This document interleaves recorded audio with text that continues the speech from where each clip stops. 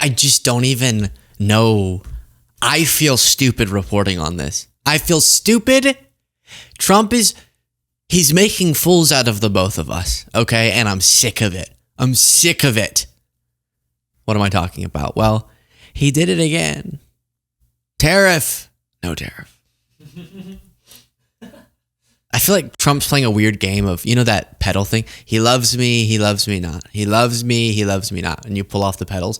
Never understood what that is. You just get to the end, I guess. And then if it's a love me not, is that the concept? Hey, you could also flip a coin. Good idea. But whatever. Or you could just count how many pedals and whatever. I think I originally saw that in Barbie. I'm being too critical of Barbie, or Ken, or Barbie. And so you're pulling off the pedals, right? That's like him with tariffs. Tariffs on, tariffs off. Tariffs on, tariffs off. The problem is that gives us all of the negative consequences of it with none of the supposed positives, because no businesses are going to adjust their business and manufacturing plan when you don't know what the tariffs are going to be. The only way you would apply his strategy, I'm telling him how to do his strategy that I don't agree with, but for his strategy, you would apply permanent tariffs that were very stable so that businesses would be forced into changing their business plan to boost U.S. manufacturing, and then you would have to deal with the price increases that came with it. And that would be the trade-off that you're selling. But instead, he's just playing this weird, sick game with himself. I guess he thinks makes him look good, or he's just really has whims. He's whimsical, or he thinks that the appearance of them being lifted in different cases then makes the stock market bump his victory. It's all, as people have been saying, the arsonist who puts out part of the fire. But meanwhile, there's still these baseline tariffs that continue to have their impacts. But I find this interesting. I'll give you the specific example, the latest one as it pertains to the EU. And we have a lot of other stuff to go through this segment. But here's Trump just recently saying, and I think my reaction to it was, until he decides otherwise, that he wasn't looking to make a deal with the EU. But now he's saying, this is so exciting that we are making, Mr. President, you are a deal maker, deal breaker. What are you hoping to... deal maker, deal breaker, icebreaker. What is that question? Mr. President, you are a deal maker, deal breaker. What are you hoping to achieve with a 50% tariffs on the... Well, I think this is, there is no tariff, because what they'll do is they'll send their companies into the U.S. and build their plant. We have... I guess over $12 trillion practically committed. You look at other presidents, they haven't had $1 trillion for a year, for 2 years, for 3 years. We have numbers. Nobody's ever seen numbers like we have. And if they build their plant here, then they have no tariff at all. Are you looking for a deal in 9 days? Will you be able to do that, sir? I'm not looking for a deal. I mean, we've set the deal. It's at 50%. We've set the deal at 50%. Do you see what I mean? Like, I feel like I'm living in a weird simulation, and the deja vu is making me nauseous. So then guys, this is crazy. Guess what? He did this. President of the European Commission requesting an extension on the June 1st deadline on the 50% tariff with respect to trade and the European Union. I agreed to the extension July 9th, and it was my privilege to do so. And they're going to engage in talks rapidly. Thank you for your attention to this matter. Now, this has to be covered because he is threatening a sort of an embargo light on our biggest allies because he thinks we're being taken advantage of. The only people being taken advantage of are the people that Trump takes advantage of. And he is saying we don't want to deal with them. So the consequences of these trade policies are significant, but the absurdity of them and the repetitiveness makes it feel kind of dumb to talk about. Hopefully you kind of resonate with what I'm saying on that. Then he said this. You spoke to European Commission President von der Leyen. Did you discuss the 50% tariffs, and did you agree to... She just called me, as you know, and she asked for an extension on the June 1st date. And she said she wants to get down to serious negotiation because I've told you specifically, haven't I told anybody that would listen? They have to do that. And we had a very nice call, and I agreed to move it. I believe June 9th would be, July 9th would be the date. That was the date she requested. Could we move it from June 1st to July 9th? And I agreed to do that. And that she said we will rapidly get together and see if we can work something out. But you just said that you weren't looking for a deal. You just said you weren't looking for a deal. Did you not? That's my new thing, by the way. If speaking out these points, I can't get myself to do them, I'll just sing it out, okay? Maybe they'll listen then. What you just said, do your words mean absolutely nothing? How would businesses, why would businesses adjust their manufacturing when they don't know what your whim's going to be tomorrow? There would be no point. Because some people are saying you're going to reduce tariffs once a deal has been struck. So then these companies will just wait this out and not boost U.S. manufacturing. Even if that's the thing that you say we're getting out of this. Ron Filipkowski said, caveman Trump, always giving in on tariffs at the deadline while getting no deals in return. Concepts of deals, though. Lots of stuff happening behind the scenes. Any day now, golden age. I want off. Get me off of this ride that we're on. Get me off? Is that the right phrase? I don't think so. As I'm replaying it, I think get me off has a different connotation. But I mean, I want off of this ride. I feel like I'm on a merry-go-round, but it's like a really scary, I mean, all of them are scary. The merry-go-round thing, I've never gotten. Let's just take a second to like go down that avenue. They call it the weave. So smart. No one else can do it. Other people call it rambling. I call it the weave. You get on something that spins you around. You didn't go anywhere though. You just went around a merry-go-round. Like that's I don't get it. And I never liked being on normal merry-go-rounds. Oh, Luke, photo, right? Your parents, oh, cute, you're on a merry-go-round. Is it cute? I'm bored. This is weird. We're going in circles. What are we achieving, right? You always want to achieve something. My parents would say, do something that matters. Follow a passion, achieve something. And I'm achieving nothing. I'm going in circles, right? I'm going in circles on the merry-go-round. And there's kids with cotton candy and they're putting their fingers in their mouth. They're putting the fingers onto the little merry-go-round animals. And then it's disgusting. And then I'm on it. And then I'm disgusted.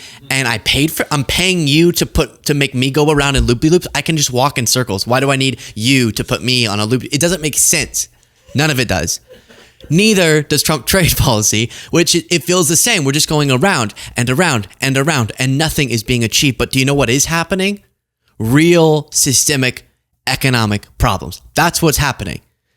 Justin Wolfer said, so he raised the tariffs, paused that raise, paused that pause, then paused that pause of the pause. And no one knows if it'll be paused again. And if such a pause will be unpaused. Or what happens when, or if, the pause whose pause was pause concludes. And that's not Justin being, it is silly, but it's not him exaggerating the logic of what we're seeing here. And then Trump then says, I don't want shirts and shoes to be manufactured here. I want technology, for example. Then why are you tariffing everything? Secretary Bessent has said that we don't need to. By the way, if you're watching and you're listening and you're thinking, there is nowhere else where I could get such a merry-go-round anecdote. Like, where else could I get such a thing? And you appreciate that? Please do click the subscribe button. If you're not subscribed, millions of people watch weekly who are not subscribed. Just what the heck, live a little. I'll be here on this merry-go-round. So if you like watching it. Secretary Bessent has said that we don't need to return textile manufacturing to the United States. How do you see, like, a lot of your reciprocal tariffs? They're pretty big on those low-income countries. I tend to agree. We're not looking to make sneakers and T-shirts. And we want to make military equipment. We want to make big things. We want to do the AI thing with the computers and the AI thing with the computers. Yeah, I also want to manufacture the AI thing with the computers in the US of A, baby. Many elements, but the textile, I'm not looking to make T-shirts, to be honest. I'm not looking to make socks. We can do that very well at other locations. We are looking to do chips and computers and lots of other things.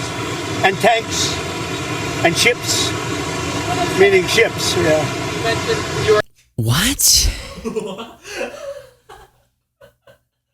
I know Joe Biden, his age really caused some problems. We acknowledge that.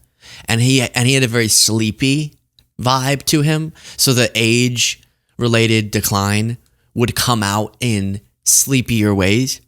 But do you think Fox News would be obsessed if Biden said, let me get the quote and then I'll do it in Biden's voice? We are looking to do chips and computers and lots of other things. And tanks and ships, meaning ships, yeah. Listen, folks, well, look at these shoes. I don't need these shoes. We don't need these shoes. We gotta manufacture chips and ships. Ships like ships. I had a brother, he made a ship. It's a boat. It sank. I said, that's a bad boat.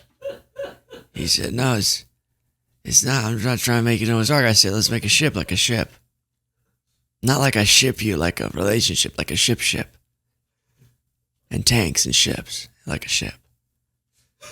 You think that would not be covered by Fox? Excuse me? Hello, excuse me? You sure? No, it would, obviously. We all know. But it's nothing with him. Now, more absurd than that, AI, like the computers, more absurd than that is him saying, I don't want to manufacture a lot of these things that are cheaper to manufacture. I just want to manufacture the more expensive or more important things, right? And I get we want certain supply chains, and a lot of them are, to be sure, but maybe even more. We want anything national security related or technologically related. We want those to be more onshored for security purposes. I've always said, great. I'm fine if things get more expensive in those areas so that we feel like if we ever got in a conflict, we weren't worried about a country cutting off our supply of this or that. Fine. But that's not what he's been saying. That's not what he's been saying, right? He's been saying everything. We don't want Canada's lumber. We don't want Canada's anything. He would literally say that. We don't need their anything. We don't need China's anything. But now he's saying, I think what we're seeing in real time is him just realizing we're right. So that, I guess, is good. But if it were, well, number one, Biden showed a less abrasive way to onshore semiconductor manufacturing very effectively. So maybe you should take a page out of his book. Thank you, Luke. That's what I was thinking. Now, about Trump's legislative agenda, that's his trade agenda, his legislative agenda, he did get the reconciliation bill that is an atrocity. We've gone through the specifics of that would cut crucial funding to crucial programs like Medicaid, SNAP, etc., whilst cutting taxes for people who are very, very wealthy. And the overall impact would be the lowest income earners would lose money, highest income earners would gain a lot of money, and middle income earners might gain a little bit. And it seems right now it's a tough situation in the Senate, but that's what I said in the House. And then Trump just called people up and screamed at them, and then they passed the bill. But right now, people like Ron Johnson are saying, I don't know, this increases the debt too much.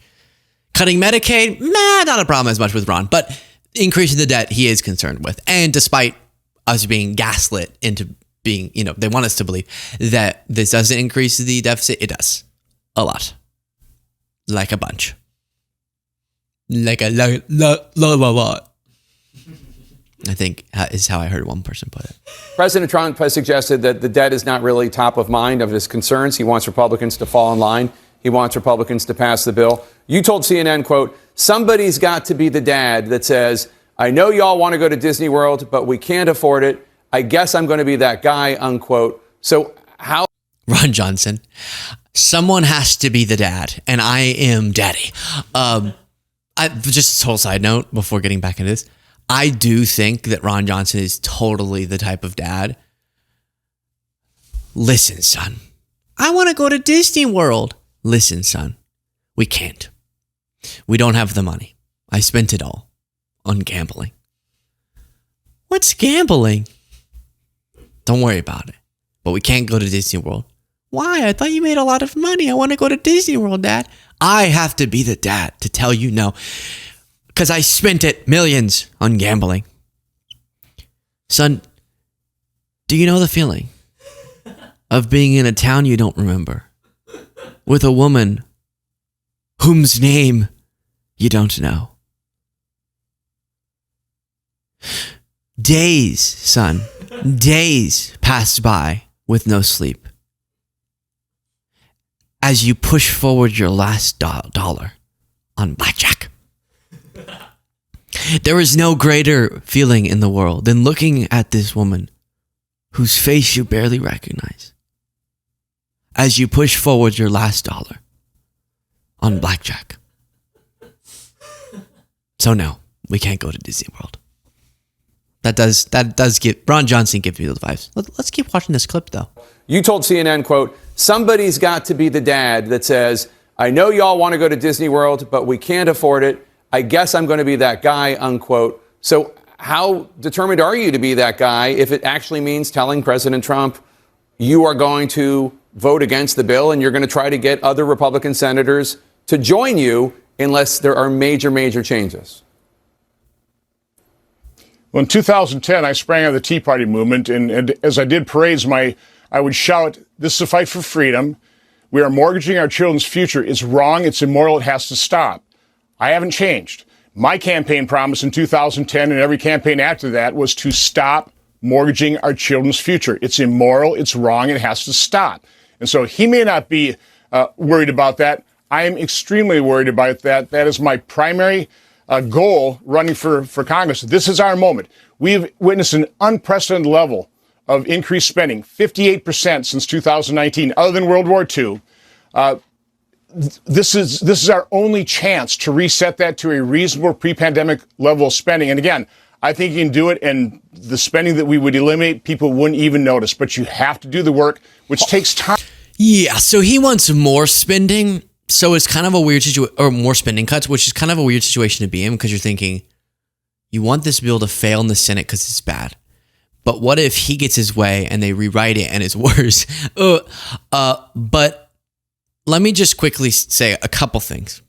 Number one, he says, back in 2010, I came out of the Tea Party movement and I would say freedom and we need to do fiscal responsibility and we're mortgaging our kids' future. And then he went on to vote for the 2017 tax cut bill after 2010.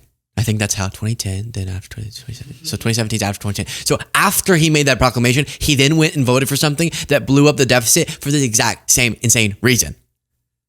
The same reason that was just almost exclusively benefiting the richest people in the country.